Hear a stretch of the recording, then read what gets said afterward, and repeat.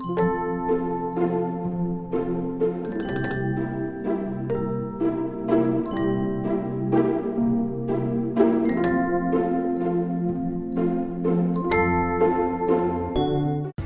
everyone.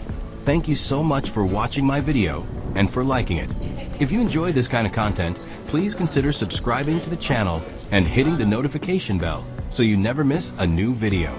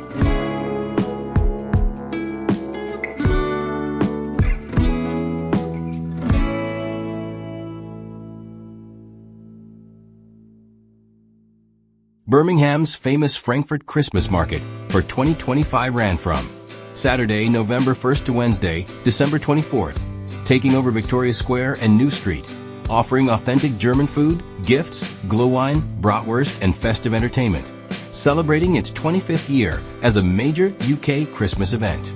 The much-loved Birmingham Frankfurt Christmas Market will be making its grand return to Victoria Square and New Street starting from Thursday, November 2nd. Spreading the festive cheer all the way through to Christmas Eve on Sunday, December 24th. Is Birmingham Christmas Market worth it?